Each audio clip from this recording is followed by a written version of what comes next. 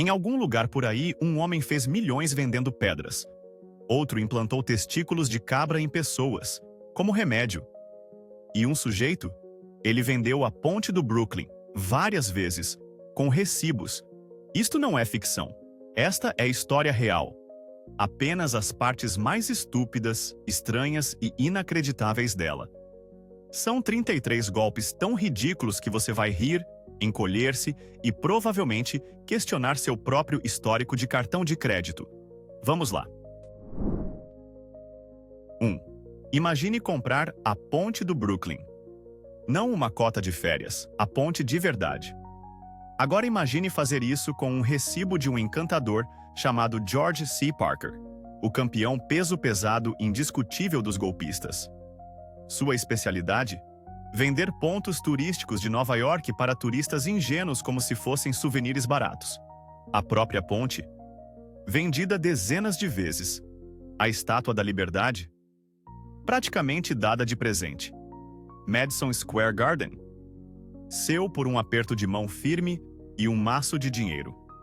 Alguns compradores, que Deus os abençoe, até tentaram montar cabines de pedágio em propriedade pública antes que a polícia os informasse gentilmente. Senhor, o senhor possui precisamente 0% desta estrutura.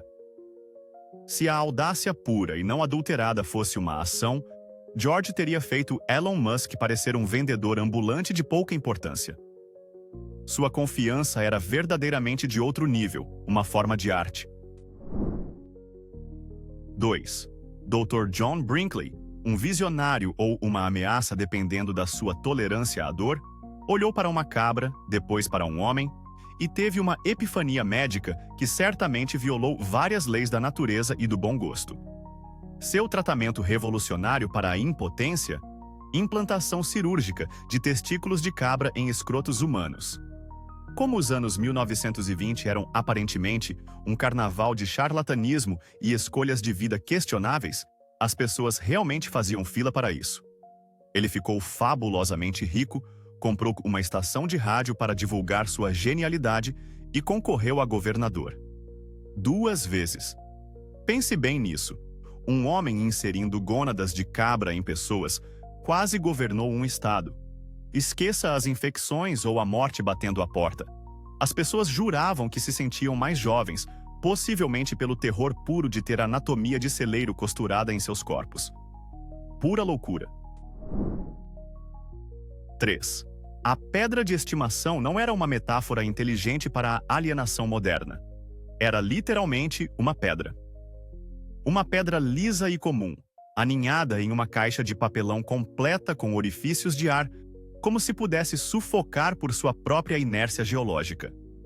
Em 1975, um gênio do marketing chamado Gary Dow apostou que o público estava coletivamente entediado o suficiente para comprar objetos inanimados como companheiros.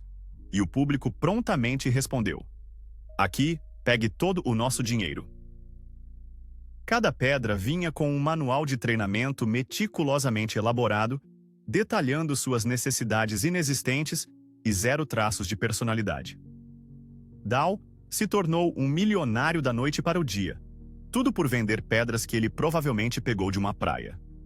Em algum lugar, um homem das cavernas que realmente usava pedras para a sobrevivência está girando em sua cova rasa, completamente perplexo com o capitalismo e suas maravilhas. 4. Gregor MacGregor, um escocês com mais audácia do que um monte de macacos tentando fazer cirurgia cerebral, não vendeu apenas uma ponte. Ele vendeu um paraíso centro-americano inteiro e fictício chamado Poiás. Imagine isto: os anos 1820, sem internet, e este sujeito entra em Londres com mapas falsificados, moeda poiaiana falsa que ele provavelmente imprimiu em seu porão, e histórias de uma terra que fluía com ouro, nativos amigáveis e infraestrutura suspeitosamente avançada. Centenas de britânicos, abençoados por seu otimismo da era colonial, liquidaram seus bens, compraram títulos do governo poiaiano, de MacGregor, é claro, e partiram para esta utopia tropical. O que eles encontraram não era Eldorado. Era um pântano infestado de mosquitos, cheio de doenças, com precisamente zero das comodidades prometidas. Muitos pereceram com o coração partido e desnorteados. MacGregor, ele já havia sacado o dinheiro, provavelmente encomendando uma peruca nova, ainda mais extravagante. Vender um país? Isso é golpear em outro patamar, pessoal. Pura genialidade diabólica misturada com sociopatia absoluta. 5. Charles Ponzi, o maestro cujo nome se tornou sinônimo de fraude financeira, não iniciou sua lendária carreira com esquemas de criptomoedas ou aluguéis de iates de luxo. Ah, não! Ele começou com algo muito mais mundano: selos postais. Seu plano supostamente brilhante envolvia comprar cupons postais com desconto na Europa e resgatá-los para um lucro considerável na América. Isso funcionou por aproximadamente 5 segundos, antes que ele passasse para a estratégia atemporal de pagar os investidores iniciais com dinheiro extorquido de novas vítimas desavisadas. As pessoas, cegas pela ganância, raramente faziam perguntas inconvenientes. Por que fariam isso quando ele prometia um lucro extravagante de 50% em meros 45 dias? Quando sua casa de cartas inevitavelmente desmoronou, ele havia embolsado milhões, destruído inúmeras vidas e legado um legado tão profundamente estúpido que ainda é emulado hoje com regularidade deprimente. 6. No ano de 1835, o jornal New York Sun divulgou o que talvez seja a notícia falsa mais gloriosamente extravagante já impressa, uma verdadeira obra-prima de má prática jornalística.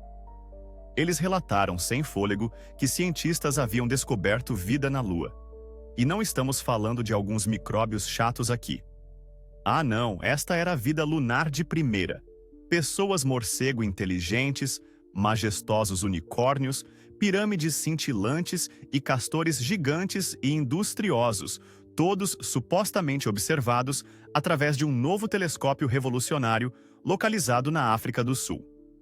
Os americanos, sempre ávidos por uma boa história, a devoraram. As vendas de jornais dispararam.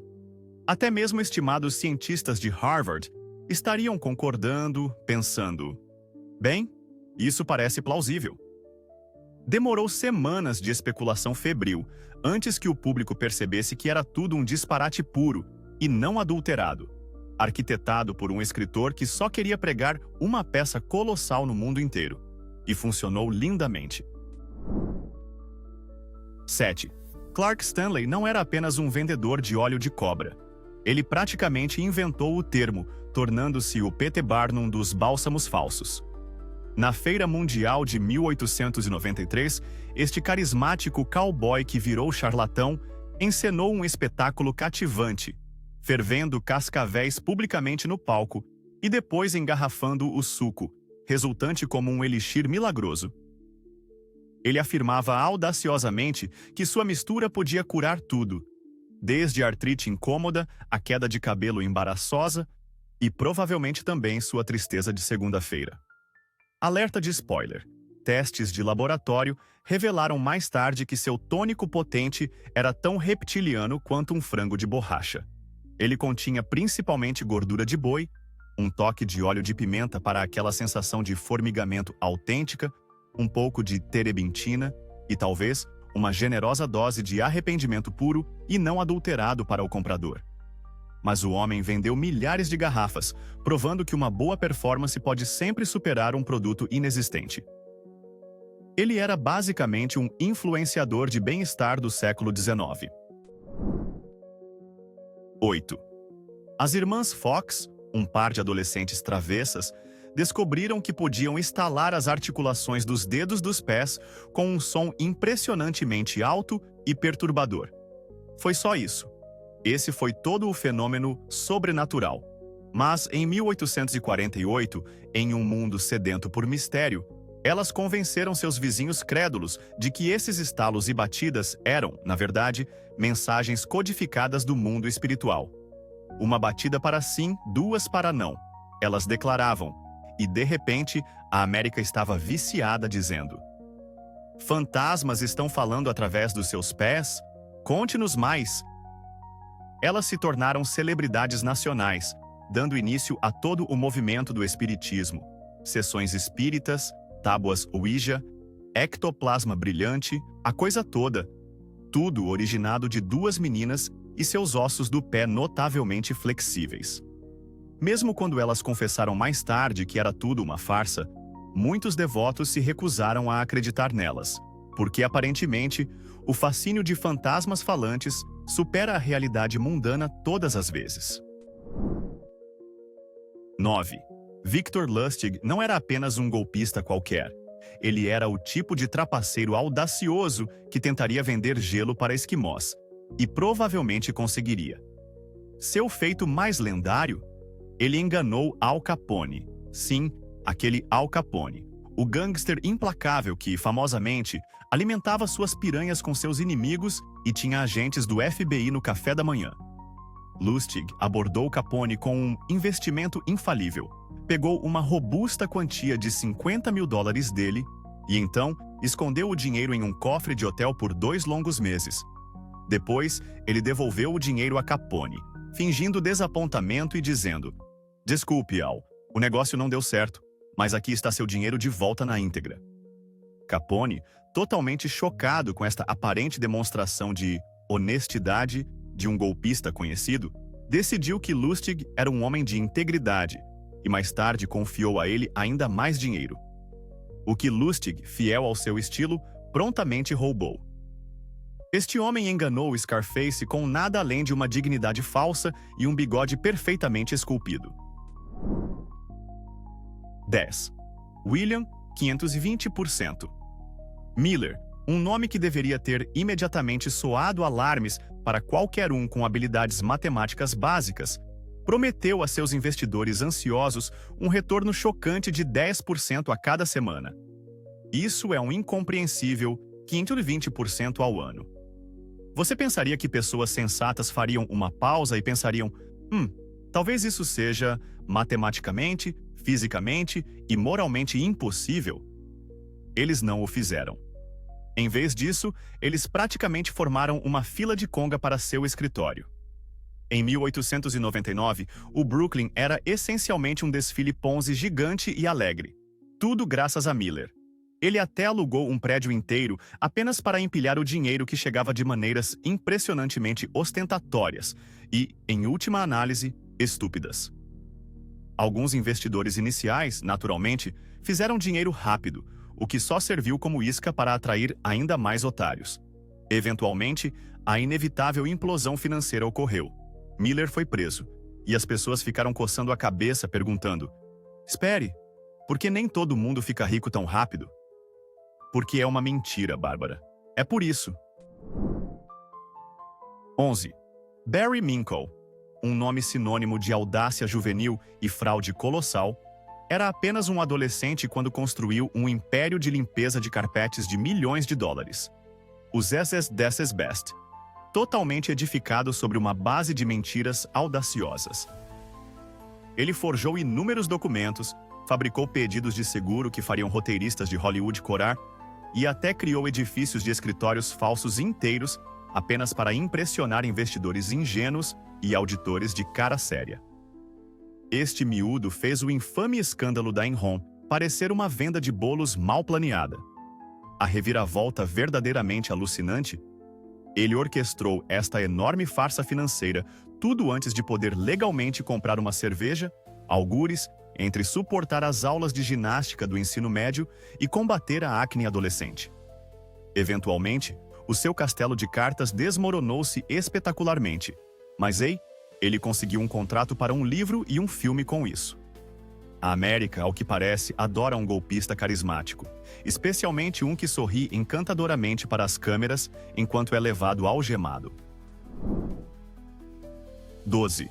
Oscar Hartzell, um golpista com talento para o dramático e uma profunda compreensão da vaidade humana, conseguiu convencer milhares de americanos comuns de que eram descendentes diretos do lendário Sir Francis Drake, o famoso explorador e corsário inglês. De acordo com a elaborada história de Hartzell, o governo britânico devia a esses recém-descobertos herdeiros uma colossal herança de vários bilhões de dólares. Tudo o que ele precisava de cada requerente era uma série de pequenas taxas legais para ajudar a desbloquear essa vasta e imaginária fortuna. Pessoas, encantadas com a perspectiva de nobreza e riquezas, enviaram-lhe dinheiro durante anos. Eles formaram clubes exclusivos da família Drake, realizaram reuniões regulares e usaram orgulhosamente brasões personalizados. Uma mulher, supostamente, gastou todas as suas poupanças de vida a perseguir esta herança fantasma, porque, como ela disse, ela sentia-se da realeza. Alerta de spoiler: não havia tesouro, não havia propriedade antiga, não havia linhagem nobre. Apenas um tipo no Iowa, provavelmente a rir-se à toa num terno muito caro. 13.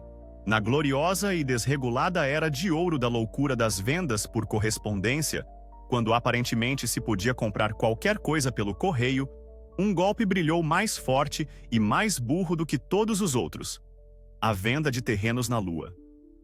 Sim, você ouviu bem. A Lua de verdade. Um oportunista visionário chamado Dennis Hope olhou para o céu noturno um dia, teve uma epifania e decidiu: sabe de uma coisa? Ninguém é oficialmente dono disso.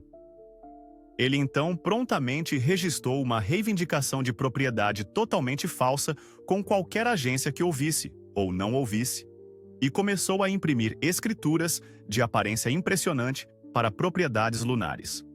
Dezenas de milhares de pessoas, abençoados sejam os seus corações otimistas, compraram ansiosamente essas fatias da Lua. Alguns presentearam-nas romanticamente, outros emolduraram os seus certificados com orgulho, acreditando que possuíam um pedaço do cosmos. Não possuíam. A NASA, ao que parece, não reconhece o seu condomínio lunar, Kevin. Mas o golpe, incrivelmente, ainda persiste, porque algumas pessoas simplesmente adoram possuir coisas que nunca, jamais visitarão. 14. Durante os loucos anos 20, a Flórida não era apenas a terra do sol, laranjas e turismo em crescimento.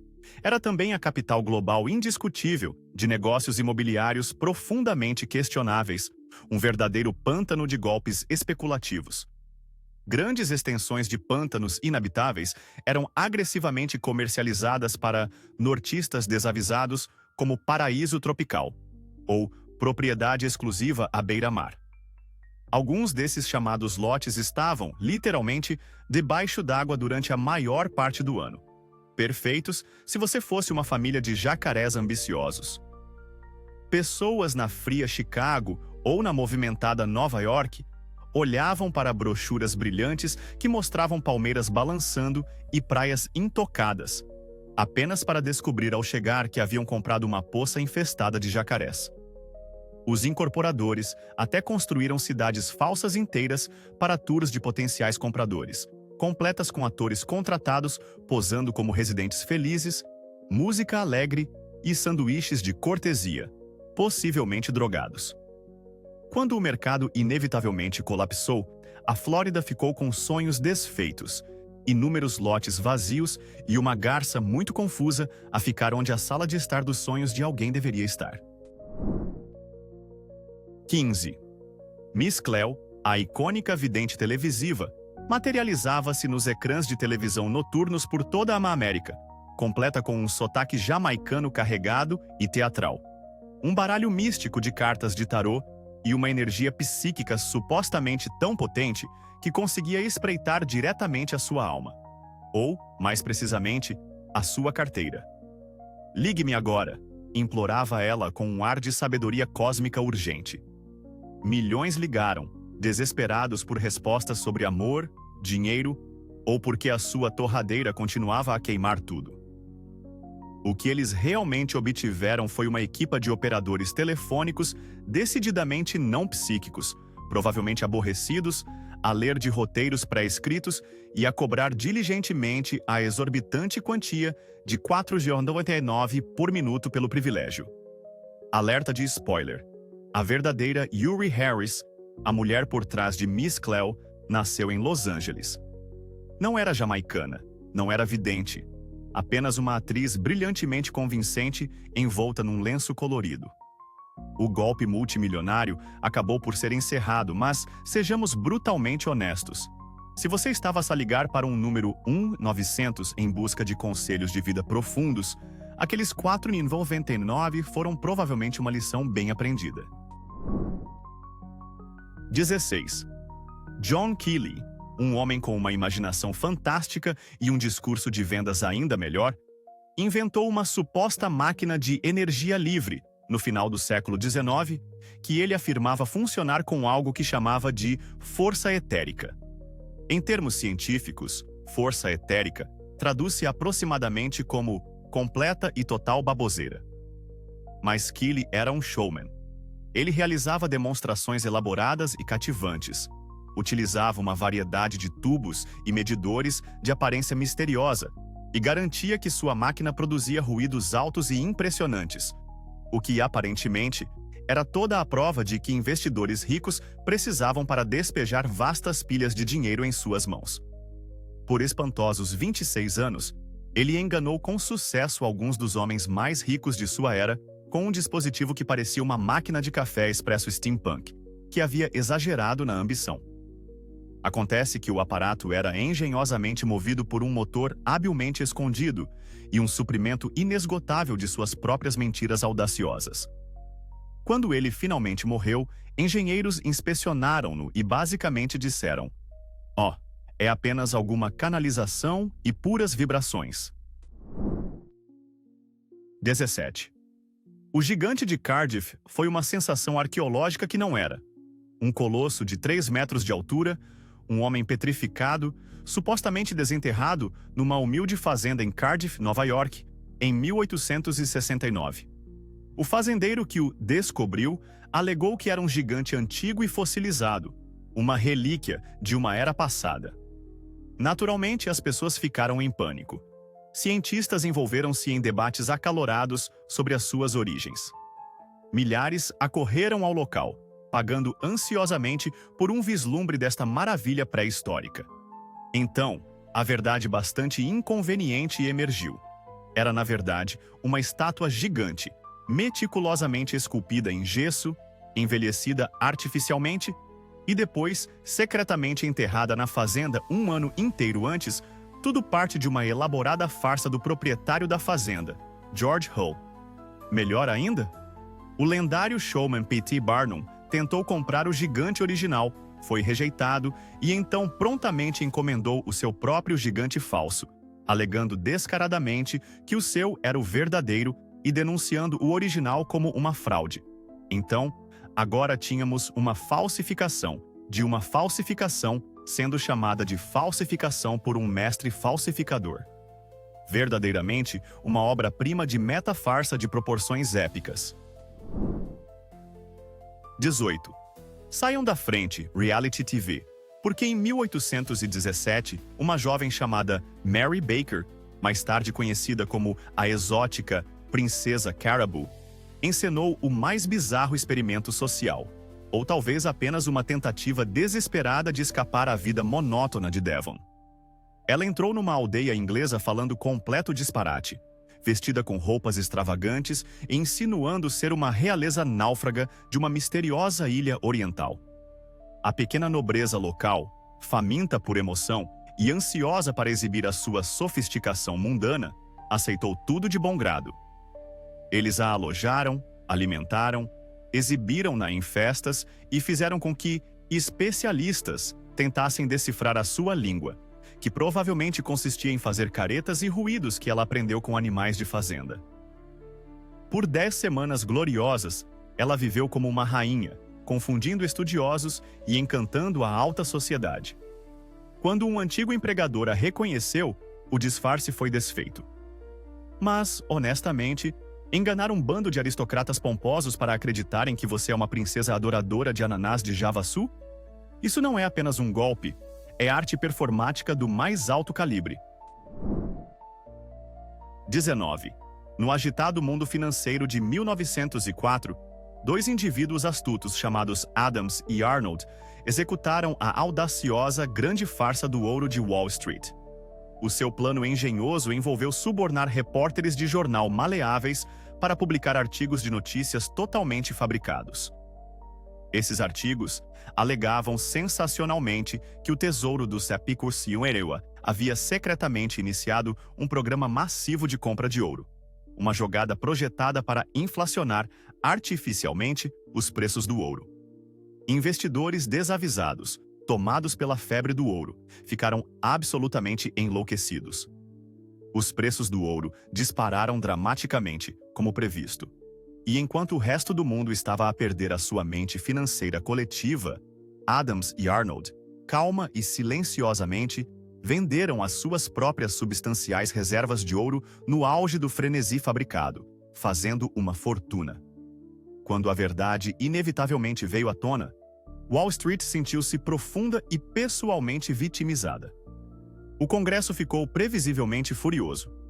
Mas você sabe, no fundo, alguém numa sala esfumaçada sussurrou: "Droga, isso foi astuto pra caramba." 20. Um artista completamente fictício chamado Bruno Hatt, de forma improvável, tornou-se o brinde celebrado da exigente cena artística de Londres em 1929, elogiado por seu gênio revolucionário. Exceto que Bruno não existia. Ele era a brilhante criação satírica de um grupo de travessos aristocratas brincalhões, um círculo que, notavelmente, incluía o renomado escritor Evelyn Waugh. Eles produziram deliberadamente algumas pinturas verdadeiramente horríveis e amadoras. Atribuíram-lhes um nome estrangeiro de sonoridade exótica e ousadamente montaram uma exposição de galeria. Para sua imensa diversão, estimados críticos de arte teceram elogios ao gênio bruto e indomável de Bruno e à sua profunda profundidade emocional. Um crítico particularmente entusiasmado declarou que as peças gritavam com geometria atormentada. Essa geometria atormentada? Literalmente apenas alguns triângulos aleatórios, rabiscados durante uma hora do chá, bastante monótona. A elaborada farsa foi eventualmente revelada em um sensacional exposé jornalístico, e o pretensioso mundo da arte, discutivelmente, não se recuperou emocionalmente desde aquele dia. 21. Durante a Primeira Guerra Mundial, quando as tensões eram discutivelmente bastante altas, a escritora Virginia Woolf, seu irmão Adrian e um grupo travesso de amigos decidiram que os militares britânicos precisavam de uma dose de caos absoluto. O plano mestre deles? A farsa do Dreadnought. Eles vestiram trajes elaborados, incluindo blackface, barbas falsas ultrajantes e turbantes majestosos, proclamando-se realeza abissínia. A estimada Marinha Real, abençoados sejam seus chapéus formais, recebeu esses dignitários a bordo do HMS Dreadnought com honras militares completas, uma visita guiada e uma banda tocando entusiasticamente o hino nacional de um país que existia apenas em suas imaginações. Os brincalhões comunicaram-se em um gaguejar entusiasmado e saudaram com a graça de flamingos assustados. A Marinha só se apercebeu depois que a gloriosa façanha foi parar nos jornais, e então tentou hilariamente prendê-los, presumivelmente por fabulosidade excessiva e por fazê-los parecer tolos. 22. Lou Pearlman, o Svengali por trás de sensações pop açucaradas como NSYNC e Backstreet Boys, não estava apenas criando boy bands. Ele também estava orquestrando um dos esquemas de Ponzi mais longos e audaciosos da história da música. Enquanto produzia sucessos que lideravam as paradas e cultivava legiões de fãs adolescentes gritando, ele simultaneamente administrava uma empresa de investimentos completamente falsa. Esta empresa fantasma enganou aposentados idosos, sonhadores ingênuos e até mesmo os membros de suas próprias bandas, tirando-lhes uma quantia estimada de $500 milhão. Ele falsificou habilmente registros bancários, inventou companhias aéreas fantasmas inteiras para reforçar sua credibilidade falsa e usou descaradamente fotografias de jatos particulares aleatórios como prova de seus imensos e inexistentes bens. Era como se Simon Cowell tivesse decidido trabalhar como o lobo de Wall Street, mas com pontas de cabelo significativamente mais claras. Quando tudo inevitavelmente ruiu, a música pode ter parado, mas o puro e inalterado fator de vergonha alheia? Isso, meus amigos, é eterno. 23. Gaylord Wilshire. Sim, o mesmo magnata imobiliário que deu nome ao famoso Wilshire Boulevard de Los Angeles, certa vez embarcou em uma estranha busca para curar todas as doenças conhecidas pela humanidade usando um cinto. Mas este não era um cinto comum. É bom que se saiba. Este era o cinto elétrico Ion ACO, uma engenhoca milagrosa que, de acordo com suas propagandas, extravagantemente otimistas, magnetizava seu sangue. Ele prometia curar tudo, desde dores de cabeça persistentes e dores crônicas nas costas até perda de visão, humores perpetuamente ruins e, provavelmente, até mesmo seu casamento profundamente decepcionante. O próprio aparelho parecia algo que o tio significativamente menos legal e ligeiramente triste do Batman poderia usar em um dia particularmente ruim. Milhares de pessoas, desesperadas por alívio ou talvez apenas incrivelmente ingênuas, compraram-no, usaram-no religiosamente e juraram que fazia maravilhas. Claro, não funcionou. Era apenas fio de cobre, algum acolchoamento e muita propaganda descarada. 24. Existiu uma era peculiar na história americana, quando pessoas normalmente sensatas achavam que era uma ideia perfeitamente razoável investir seu dinheiro arduamente, ganho em uma propriedade completamente inexistente, fantasticamente rica, supostamente localizada na Filadélfia. A infame farsa da propriedade Baker conseguiu persistir por mais de um século, convencendo com sucesso dezenas de milhares de indivíduos esperançosos de que eram herdeiros legítimos de uma fortuna mítica e colossal. Esta fortuna foi supostamente deixada por um homem que, aviso de spoiler, na verdade não deixou absolutamente nada para ninguém. As pessoas realizavam reuniões familiares entusiasmadas, assinavam petições diligentemente, formavam comitês dedicados para perseguir suas reivindicações e, coletivamente, enviavam vastas somas de dinheiro, muito e muito dinheiro, para os chamados advogados, que consistentemente prometiam que estavam muito perto de desvendar o tesouro imaginário. Geração após geração caiu nessa ilusão duradoura, um testamento à esperança. 25. No início dos anos 1900, cidades americanas assoladas por secas severas e destruidoras de colheitas estavam muitas vezes tão desesperadamente necessitadas de chuva que recorriam à contratação de fazedores de chuva, autoproclamados. Estes eram tipicamente homens carismáticos que afirmavam com confiança que podiam invocar chuvas torrenciais usando métodos secretos, muitas vezes teatrais e com sonoridade científica. Um dos mais famosos, ou infames, desses feiticeiros do clima foi Charles Hatfield. Sua técnica envolvia misturar uma misteriosa mistura de produtos químicos em barris gigantes e de aparência sinistra, e então esperar pacientemente que as nuvens se reunissem e chorassem. Às vezes, por coincidência, chovia. Às vezes, sem surpresa, não chovia. Em uma ocasião particularmente memorável em San Diego, choveu tão catastroficamente forte após seus esforços que uma barragem rompeu, levando tragicamente 20 mortes. E a cidade, em uma reviravolta bizarra, o processou não por falhar em fazer chover, mas por fazer chover em demasia. Uma verdadeira maravilha meteorológica. 26. Esqueça Barry, o bizarro do Brooklyn. Permita-me apresentar Emulex Hoaxboy, um jovem de 23 anos que abandonou a faculdade e causou sozinho um colapso multimilionário na bolsa de valores de Wall Street, usando nada mais sofisticado do que um aparelho de fax e um comunicado de imprensa falso diabolicamente eficaz. No ano 2000, este jovem cérebro, Mark Jacob, forjou uma mensagem supostamente da empresa de tecnologia Emulex.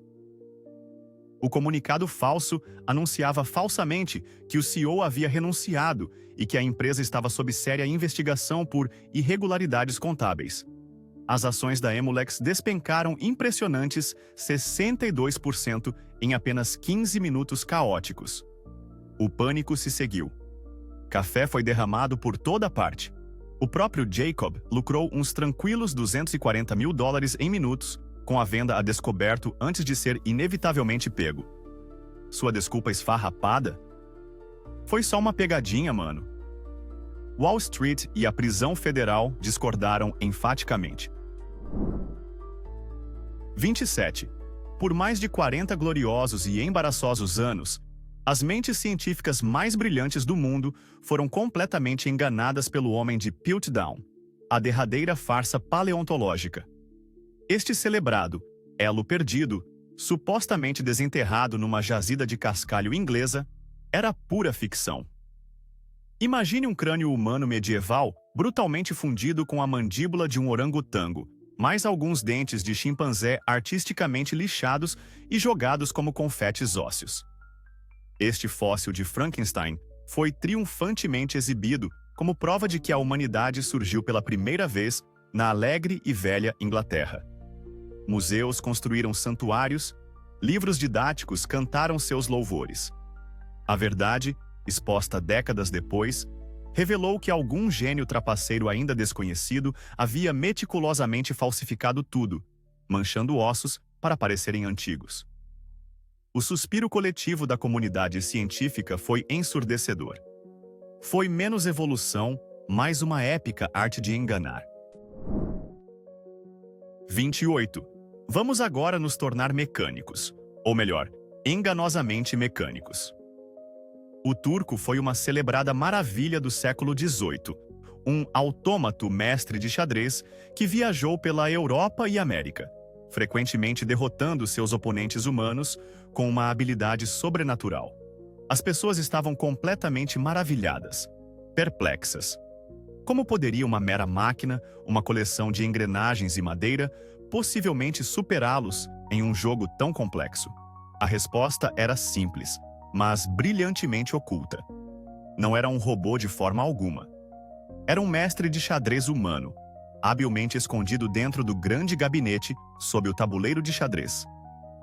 Ajoelhado desconfortavelmente nas entranhas da máquina, vestido de preto para evitar a detecção, este operador oculto suou em incontáveis checkmates.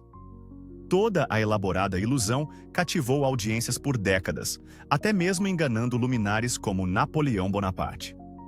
Séculos depois, percebemos que a máquina não possuía inteligência artificial genuína, apenas uma excelente postura interna e um assistente muito apertado e altamente habilidoso. 29. O jogo das 3 cartas. O golpe de rua tão clássico que praticamente tem sua própria exibição em museu no Salão da Fama dos Golpistas. É um belo balé de engano, onde um negociante de fala rápida com mãos mais ágeis que um esquilo cafeinado convida você a encontrar a dama, geralmente a rainha, entre 3 cartas. Parece simples, certo? Errado.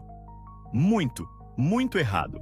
O negociante, muitas vezes trabalhando com uma equipe de cúmplices, jogadores falsos que vencem para atrair você, usa destreza manual especializada, distração e uma conversa tão confusa que poderia dar um nó no seu cérebro. Eles podem até deixar você ganhar 1 ou 2 rodadas apenas para inflar seu ego e soltar seu dinheiro. Então, bam! Seu dinheiro sumiu, desvanecido mais rápido do que a promessa de um político. Até mesmo pessoas que se consideram espertas como um alfinete foram enganadas por este golpe atemporal, porque ele explora não apenas a ganância, mas a nossa própria percepção da realidade. É menos um jogo de azar e mais um truque de magia psicológica projetado para esvaziar seus bolsos. 30. Em 1983, a revista alemã Stern lançou uma bomba que fez os historiadores derramarem o café. Eles haviam descoberto os diários secretos de Adolf Hitler. 60 volumes dos pensamentos mais íntimos do Führer, seus rabiscos, suas listas de compras, provavelmente. O mundo enlouqueceu. Meios de comunicação pagaram milhões por direitos de serialização. Esta foi a descoberta histórica do século. Até que, não foi. Os diários eram, na verdade, forjados. Forjados de forma espetacularmente, comicamente ruim, por um golpista chamado Konrad Kujau, que era mais hábil em enganar do que, digamos, recriar com precisão papel e tinta da era nazista. Especialistas que inicialmente os autenticaram, de repente desenvolveram intensas fascinações pelo chão. O conteúdo era tão anacrônico e insípido que era como se Hitler tivesse ditado suas memórias a um adolescente entediado. As consequências foram imensas. Um momento de vergonha global, provando que, se uma história é suculenta o suficiente, até mesmo especialistas perderão temporariamente suas habilidades de pensamento crítico. 31. No ano de 1980, não 1970, um homem chamado Dennis Hope, possuindo uma visão audaciosa ou um extraordinário mal-entendido da lei de propriedade, olhou para a Lua e teve um pensamento que lançaria 1000 escrituras de novidade. Ei, ninguém realmente é dono daquilo. Então, ele fez o que qualquer indivíduo empreendedor com uma impressora e um excedente de confiança faria. Ele a reivindicou. Tudo. Ele diligentemente arquivou a documentação na Organização das Nações Unidas, que provavelmente a arquivou na lixeira circular, declarou-se grandiosamente o presidente do governo galáctico e começou a vender imóveis lunares pelo preço de barganha de cerca de tal 20 telares por acre. Isso mesmo. Ele construiu um império de negócios inteiro vendendo pedaços da Lua para terráqueos esperançosos. Pessoas, incluindo celebridades, compraram milhares de acres.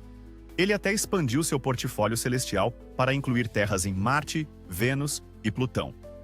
Ninguém podia detê-lo legalmente porque, tecnicamente, a lei espacial existente, escrita por nerds sensatos, não antecipava totalmente o capitalismo interestelar neste nível. 32.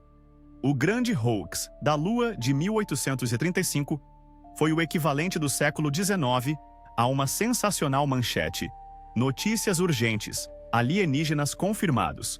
Uma sensação viral antes mesmo de os vírus serem compreendidos. O jornal The New York Sun publicou uma série de artigos surpreendentes alegando que astrônomos eminentes, usando um novo telescópio revolucionário na África do Sul, haviam descoberto vida inteligente na Lua. E não estamos falando de alguns organismos chatos, unicelulares. Não. Esta era uma verdadeira coleção lunar de homens-morcego, unicórnios elegantes e castores altamente civilizados, construtores de templos. Leitores por toda a América ficaram absolutamente selvagens de excitação. Igrejas realizaram discussões solenes sobre as implicações teológicas. Cientistas teriam acenado com a cabeça pensativamente, talvez se perguntando como perderam isso. Poucos se deram ao trabalho de fazer a pergunta óbvia. Espere, como exatamente eles viram todos esses detalhes de um telescópio na Terra? As vendas de jornais explodiram. Os escritores fizeram fortuna. Quando finalmente admitiram que tudo era uma ficção brilhantemente elaborada, o público em grande parte apenas encolheu os ombros e disse: "Ah, justo então." 33. Antes que os golpistas de e-mail implorassem por seus dados bancários para desbloquear a fortuna de um príncipe nigeriano, existia a carta do prisioneiro espanhol, a fraude OG de adiantamento que tem separado os tolos de seu dinheiro desde o século XVI. Imagine receber um apelo desesperado, escrito à mão. Um nobre rico, injustamente aprisionado na Espanha, ou em algum outro local exótico, precisa da sua ajuda. Apenas uma pequena quantia, você entende, para subornar um guarda, garantir sua libertação, talvez comprar uma gazua realmente boa. Em troca? Apenas uma parte massiva de seu tesouro escondido, e provavelmente a mão de sua linda filha, convenientemente solteira. Pessoas, inebriadas com visões de dobrões de ouro e donzelas, realmente enviaram dinheiro. Por séculos. O prisioneiro, é claro, era tão real quanto um unicórnio andando de monociclo, e o tesouro escondido estava em segurança no bolso do golpista. É um testemunho atemporal de como uma boa história triste, uma pitada de ganância e um toque de fantasia romântica podem fazer até mesmo pessoas sensatas fazerem coisas incrivelmente estúpidas. Alguns golpes nunca morrem. Eles apenas atualizam seu papel timbrado. Qual desses golpes te fez questionar mais a realidade? Testículos de bode? O pet rock? Ou vender a lua de verdade? Deixe sua escolha nos comentários. Ou melhor ainda, invente seu próprio golpe moderno ridículo. O mais absurdo será fixado. Se este vídeo te fez rir, sentir vergonha alheia ou dizer "não é possível que isso seja real", esmague o botão de curtir, assine e fique por aqui. Porque a história não é apenas estranha. Está ficando mais estranha.